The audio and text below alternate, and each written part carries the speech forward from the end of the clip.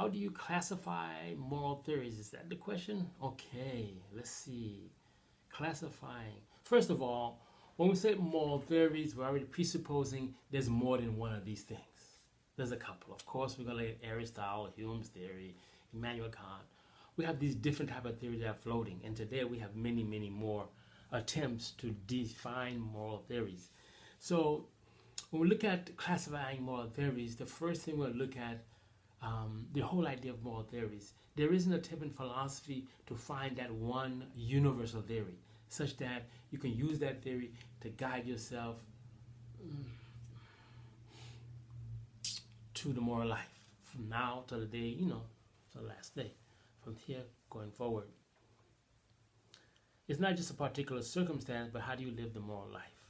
And there has been in the history, okay, there has been many attempts to find that theory. But if you look at the history, you discover that some theories have similarities. And that's because of what ethics is trying to do.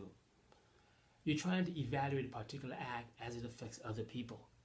Okay? You have a motorcycle. I decide to borrow your motorcycle. Okay, I'm stealing your motorcycle, right? That's an action, all right? There's the doer. We call that the moral agent.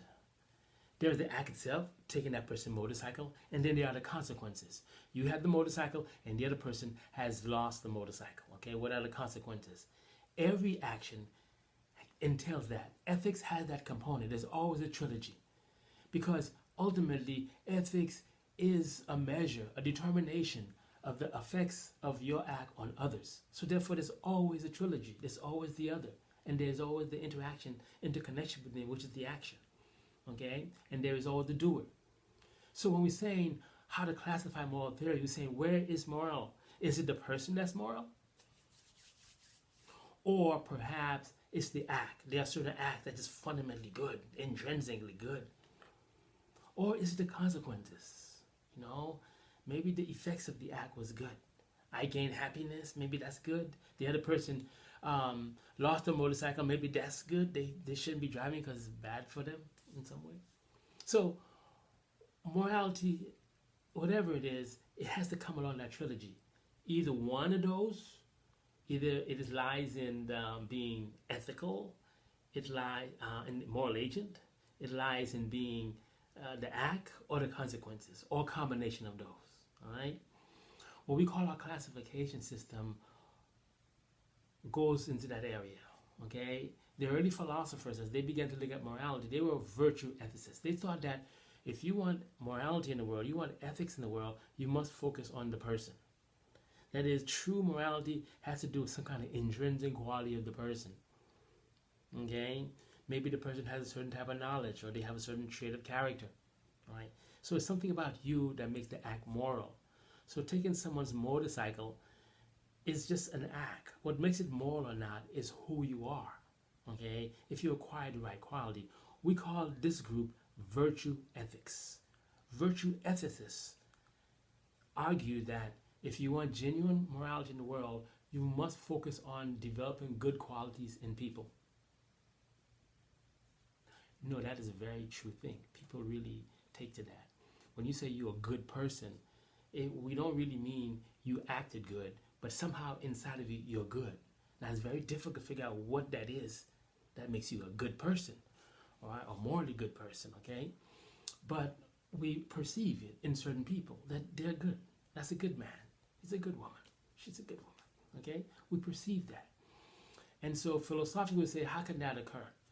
In our tradition, philosophical tradition, we've had three theories that attempted to generate a concept of being morally good. One came from Aristotle.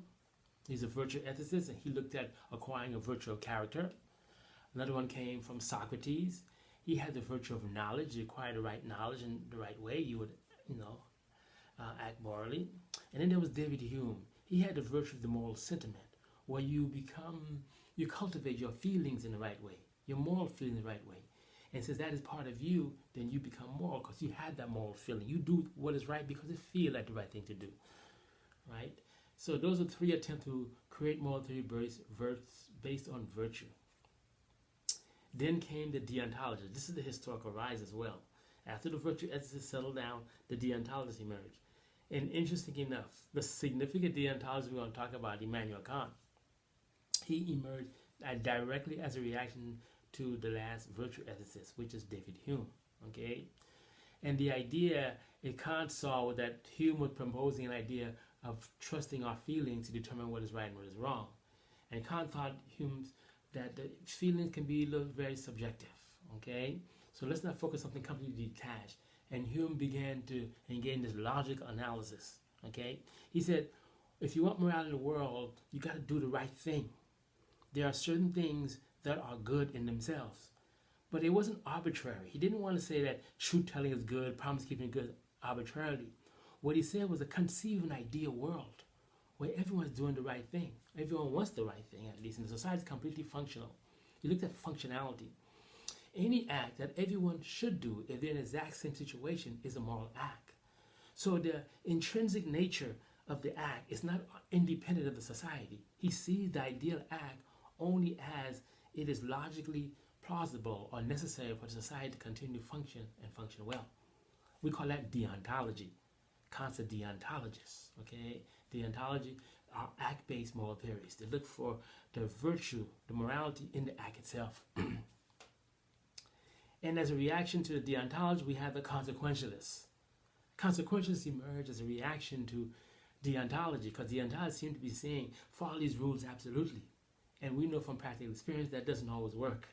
So the consequentialists come up with the idea that what makes something right or wrong is the consequence, the effects.